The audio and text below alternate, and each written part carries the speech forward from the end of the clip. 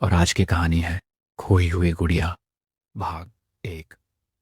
आज की कहानी में मैं आपको ले चलता हूं राजस्थान के रेगिस्तानी इलाके में, जहां सूरज की चिलचिलाती धूप रेत के टीलों को जलाती है और रातें सन्नाटे से दम घोटती हैं। इसी उजाड़ इलाके में बसा है एक छोटा सा गांव, राजसपुरा।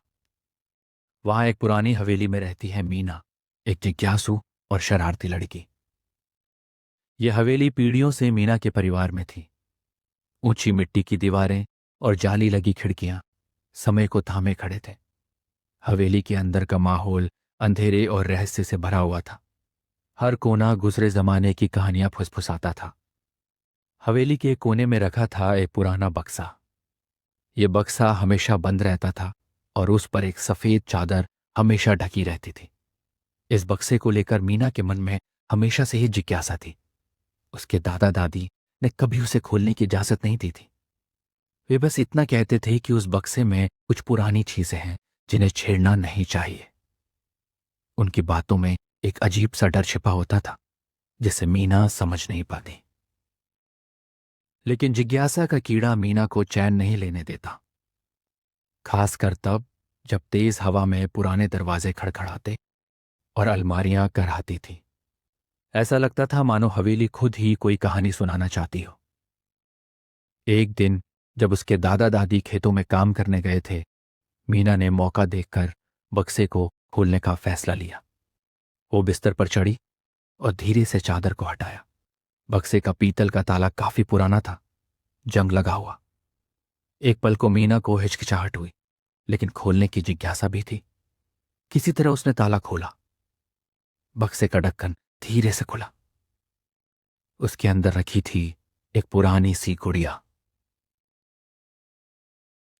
मीना की सांसें थम गई। गुड़िया काफी खूबसूरत थी। उसके लंबे काले बाल थे, नीली आंखें और पहने हुए था एक लाल रंग का घाघरा। लेकिन सबसे खास बात थी गुड़िया की आंखें। वे असली आंखों की तरह चमक रही थी, मानो गुड़िया जिंदा हो। मीना उस गुड़िया को देखते ही मोहित हो गई। एक अजीब सी खुशी उसके दिल में भर गई। उसने सोचा भी नहीं था कि इस बक्से में इतनी प्यारी चीज होगी। उसने उसे उठा लिया और बाहर निकलकर आंगन में खेलने लगी। वो गुड़िया से बातें करती, उसे रेत से बने महल बनाकर देती और सूखे पत्तों से उसके लिए खाना बनाती। गुड़िया मानो सचमुच उसकी सहेली बन गई थी। कुछ दिनों तक मीना को गुड़िया के साथ खेलने में बहुत मजा आता रहा। लेकिन कुछ ही दिनों बाद अजीब सी घटनाएं होने लगी, जिन्हें मीना ने पहले तो नजरअंदाज कर दिया, लेकिन बाद में वे डरावनी सच्चाई का संकेत बनकर सामने आई। पहली घटना एक रात को हुई। मीना सोने के लिए लेटी हुई थी। आमतौर पर हवेली में सन्नाटा रहता था, लेकिन उस रात हवा में एक अजीब सी सरसराहट हो रही थी, मानो कोई कोने में छिपकर कानाफूसी कर रहा हो। मीना ने थोड़ा इधर उधर देखा, लेकिन कुछ भी नजर नहीं आया। उसने सोचा शायद हवा चल रही है और पेड़ों के पत्ते सरसरा रहे हैं। वो फिर से लेट गई और सोने की कोशिश करने लगी। लेकिन कुछ देर बाद उसे लगा कि कोई कमरे में घूम रहा है। उसने आंखें खोली। कमरा अंधेरे में डूबा हुआ था। सिर्फ खिड़की से आती हुई चांदनी की थोड़ी सी रोशनी कमरे में फैली थी। उसने ध्यान से देखा तो उसे लगा कि कमरे के कोने में कुछ हलचल हो रही है। वो सहम गई। उसकी सांसें तेज हो गई। उसने धीरे से अपनी दादी को पुकारा, दादी, दादी। लेकिन कोई जवाब नहीं आया। अचानक कोने से एक हल्की सी हंसी सुनाई दी। वो हंसी इतनी अजीब थी कि मीना के रोंगटे खड़े हो गए।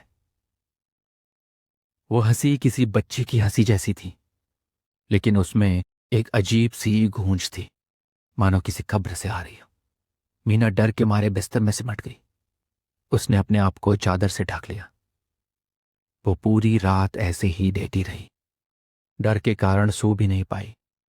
सुबह होने का इंतजार करती रही बस। सुबह होते ही मीना दौड़कर रसोई में गई। वहां उसकी दादी रोटी बना रही थी। दादी, रात को आप कहाँ थी? मीना ने घबराते हुए पूछा। कहाँ बेटी, रात को तो मैं यहीं थी। दादी ने जवाब दिया। नहीं दादी, रात को आप कमरे में नहीं थी। कोई कमरे में घूम रहा था और हंस रहा था, मीना ने जोर देकर कहा। उसकी दादी ने मीना का माथा छुआ और हल्के से मुस्कुराई। बेटी, रात को सिर्फ तुम ही कमरे में थी, शायद सपना देखा ही थी तुम। मीना अपनी दादी की बातों से सहमत नहीं थी, लेकिन वो उनसे बहस भी नहीं करना चाहती थी। उसी दिन शाम को जब उसके दादा घर वापस आए तो मीना ने उन्हें भी वो सारी घटना बताई, लेकिन उनकी प्रतिक्रिया भी उसकी दादी जैसी ही थी।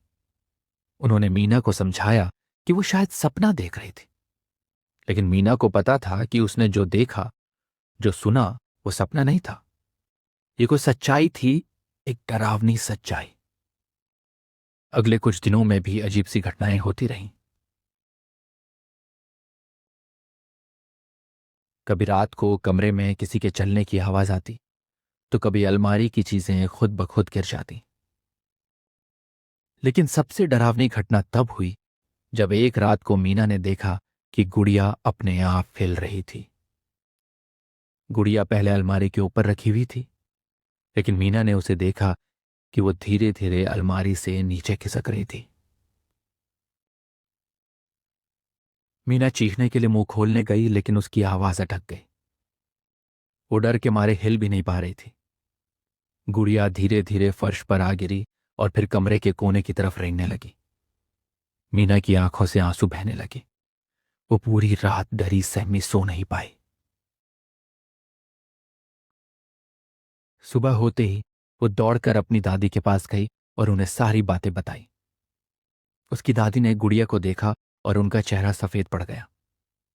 वो कुछ देर तक चुपचाप खड़ी रहीं, मानो किसी गहरी सोच में खो गई हों। फिर उन्होंने मीना को कमरे से बाहर जाने को कहा और गुड़िया को उठा लिया। मीना कमरे के बाहर खड़ी होकर इंतजार करने लगी। उसका दिल जोर जोर से धड़क रहा था। कुछ देर बाद उसकी दादी कमरे से बाहर निकली। उनके हाथ में गुड़िया नहीं थी। गुड़िया कहाँ है दादी? मीना ने पूछा। उसकी दादी का चेहरा गंभीर था।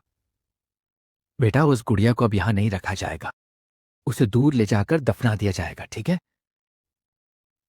उन्होंने धीमी आवाज में कहा। मीना उनकी बात सुनकर चौंक गई। लेकिन क्यों दादी? उसकी दादी ने मीना का हाथ पकड़ा और उसे हवेली के पीछे ले गई। वहां एक सूखा हुआ कुआं था। उसकी दादी ने मीना को बताया कि वो गुड़िया इसी कुएं से निकाली गई थी। कई साल पहले मीना के दादा इसी गांव में रहते थे, लेकिन एक अलग हवेली में। एक रात उन्हें कुएं से एक बच्ची के रोने की आवाज सुनाई दी। उन्होंने कुएं में झांका तो देखा कि एक छोटी सी गुड़िया कुएं में तैर रही है। उन्होंने गुड़िया को कुएं से निकाला और उसे अपने पास रख लिया। उस समय मीना के दादा छोटे थे। वो उस गुड़िया से बहुत प्यार करते थे, लेकिन कुछ ही दिनों बाद अजीब घटनाएं होने लगी। मीना के दादा को अजीब सी बीमारियां होने लगी। घर में हर रात अजीब सी आवाजें आती। उनकी परेशानियां इतनी बढ़ गई कि उन्हें हवेली छोड़कर दूसरी जगह रहने जाना पड़ा। उन्होंने इस खतरनाक गुड़िया को भी इसी कुएं में वापस फेंक दिया था। लेकिन सालों बाद जब वे इस हवेली में वापस आए तो उन्हें लगा कि शायद अब वो गुड़िया कोई परेशानी नहीं पैदा करेगी, इसीलिए उन्होंने उसे वापस रख लिया। लेकिन गुड़िया ने एक बार फिर से अपनी खौफनाक हरकतें शुरू कर दी थी। मीना की दादी ने बताया कि वो गुड़िया किसी मासूम बच्ची की आत्मा नहीं थी, बल्कि किसी बुरी ताकत का साया थी। उस दिन मीना की दादी ने उस गुड़िया को उस सूखे हुए कुएं में वापस फेंक दिया और कुएं को पत्थरों से भर दिया। उन्होंने मीना से वादा लिया कि वो इस बारे में कभी किसी को नहीं बताएगी। कुछ समय बाद अजीब सी घटनाएं घटनी बंद हो गई। मीना को अब रात में डर नहीं लगता था, लेकिन उसके मन में अभी भी कई सवाल थे। वो गुड़िया असल में क्या थी और उसमें कौन सी बुरी ताकत थी? ये सवाल मीना के मन में हमेशा के लिए गूंजते रहे। वो कभी भी उस गुड़िया को और उस सूखे कुएं को भूल नहीं पाई। दोस्तों, मीना की कहानी यहीं खत्म नहीं होती। अगले भाग में हम सुनेंगे मीना के साथ आगे क्या हुआ और क्या वो कभी उन सवालों के जवाब ढूंढ पाई।